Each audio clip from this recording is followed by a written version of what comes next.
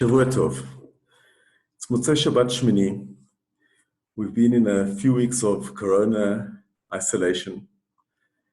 And as usual, when we go through difficult times, and Am Yisrael is used to going through difficult times, even more difficult than these, we look at the Torah, at the Parshat, to try and understand what is really happening and to deal with the situation.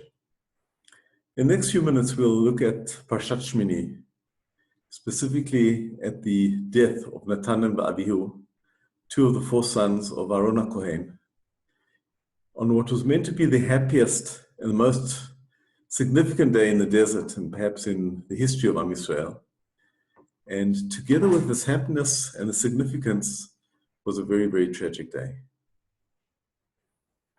And the story tells us, the Bible tells us, that on the seventh day of the consecration of the Mishkan, of the tabernacle, the final day when eventually the Shekhinah, the divine presence, came down, and they brought the sacrifices, Moshe and Aaron and the sons, and then the two sons, two of the four sons, Aaron, Nadav and Avihu, brought a sacrifice that they were not commanded, an incense sacrifice.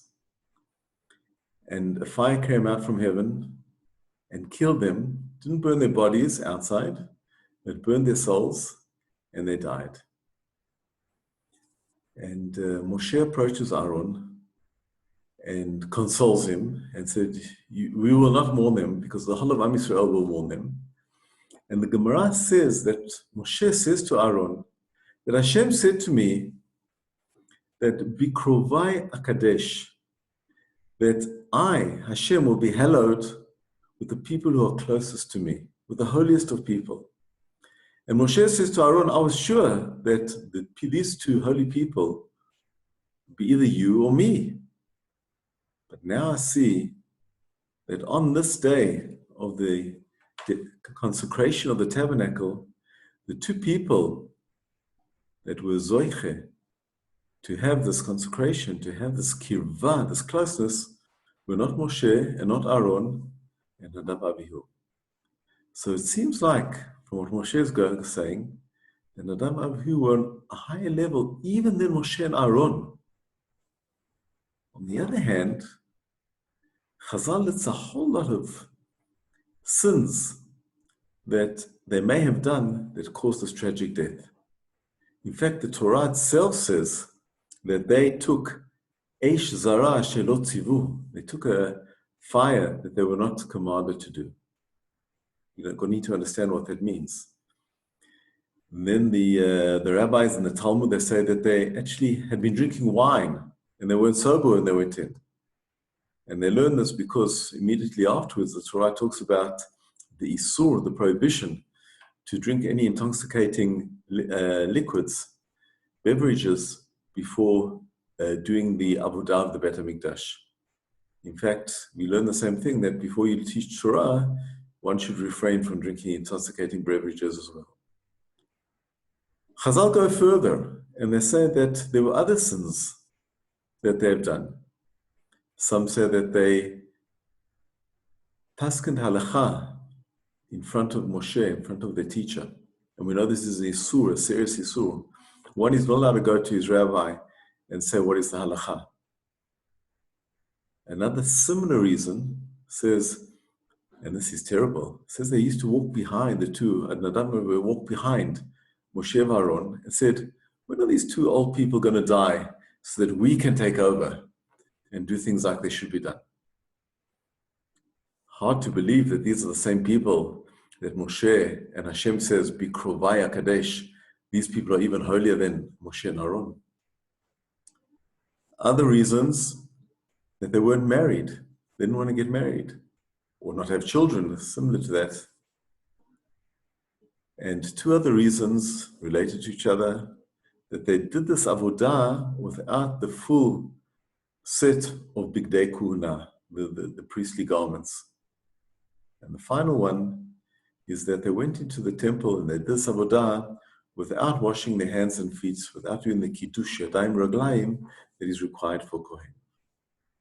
How do we understand this list of 8 different possible sins that they did? And how do we resolve this contradiction with the fact that they were such holy people?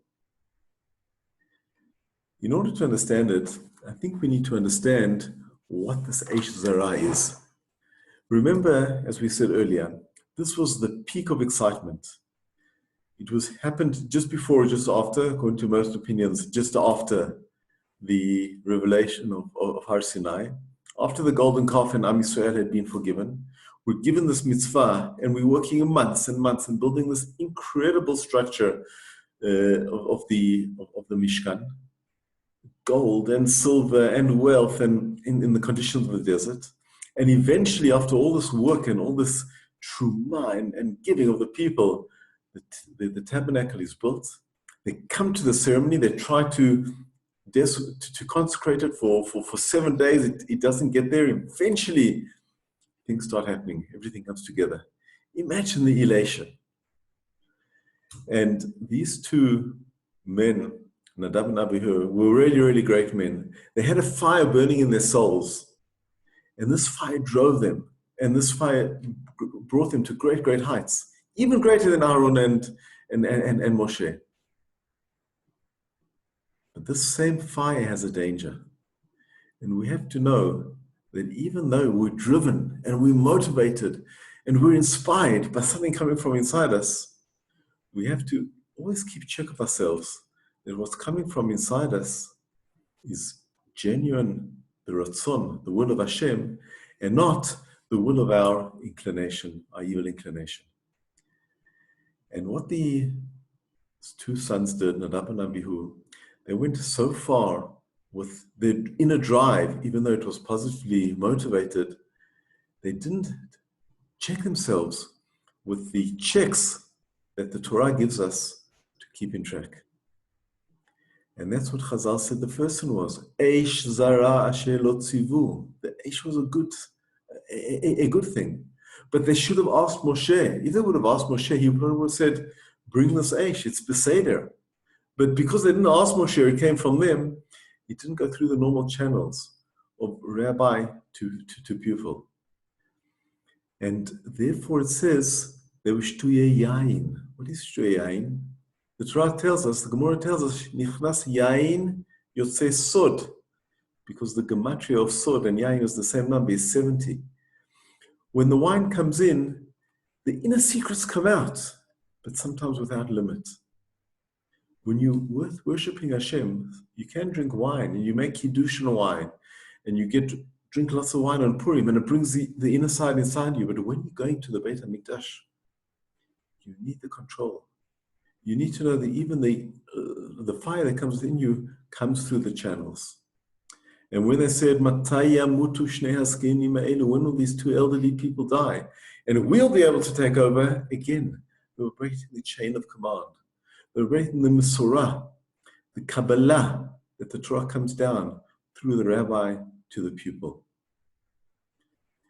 And then when they said, we don't want to get married, we want to be Kedushim, we don't have to deal with passing it on to our children. Again, that's a break of the chain. The Torah gives us a commandment, just like you have to learn from your rabbis, and you're not a posek halacha in front of your rabbi. You have to get married, you have to have children, and you pass it on. And that is the framework of how you express the inner soul that you have.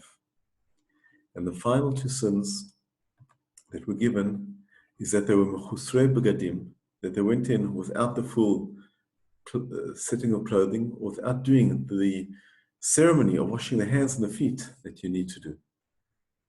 What is clothing? Clothing is something that hides who you really are, on the one hand, but paradoxically, by doing that, expresses who you are. When somebody sees me and they say, I see Yehuda, I know him, they actually haven't seen much of me. They generally just see my clothes, maybe my face. But the clothing is a representation, a limited representation of who I really am. The clothing symbolically says that although a person's soul is infinite, it goes on forever, but we take it in a structure, in a format, then we can manage this person's soul. We can manage this infinity by making structured and finite. And they didn't do that. They didn't limit themselves to the big day kuhuna that was required of them, the 4 begadim that you cannot add or not subtract from. Or they didn't wash their hands and feet, even though it's just a symbolic ceremony. But this symbolic ceremony actually gets things into the framework. And on this basis, I think we can understand a little bit of what's happening today. And of course, I don't know the answers. I'm not a prophet. I don't think anybody knows all the answers. But without a doubt, we're living in great, great times. We've come to see that a virus so small that nobody can see it happens to carry the name Keter, crown, corona, right, which is the highest of the sphirot, can just change the way the world is running overnight. Changes the health, the situation in the world, changes the balance of power in the world, changes the economics of the world, changes the personal interactions that all of us have with each other. And some are for good and some are for bad, as it seems to us. But we do see a lot of good. We do see people, on the one hand, coming back to Israel, each person going back to his country. It seems like people are separating from each other because everybody's going to his house. On the other hand, we become very united. We have this common aim, whether it's the people in Israel, or the Jews around the world even, with the common aim, or even the people, Jews and non-Jews of the world. Everybody's running back to their own country, but somehow we're all united with this common aim. We see people thinking again about values, about financial values, about materialism. We see people spending a lot of time with their families, and clearly things are changing. Clearly the world will be different, and hopefully a lot better than before we went into the corona. How that happens, we don't know. How do we deal with it? And we have to deal with it on both levels. On the one hand, the Torah tells us that Nadav and Avihu were great people because they had this fire inside them. Bikrovai Kadesh, they're the ones that are close to Hashem. In other words, we have to look for the light. We have to be excited about things that happened around us. We have to realize that the big things are happening. Not get depressed, God forbid, and not be apathetic about it. We must realize that big things are happening. On the other hand, we have to realize that we need to keep our framework. And our framework is the Torah. Our framework is the family that is also part of the Torah. And that's what we need to do. Because if we break out of the framework, that's not what Hashem wants us to do. B'ezrat Hashem, we'll continue to strengthen each other, be strong, and keep growing and come out of this crisis that the world is in and that we're all in, even stronger and a better place. And even so, unfortunately, and it's very tragic that people are dying, afterwards we'll see that this will be another step in the redemption of the world and the redemption of Israel. Just like the tabernacle. It was tragic, two great people died, but it was an important step in the history of Am Yisrael that we never look back again. Thank you, Shavua Tov, and Besorot Tovot.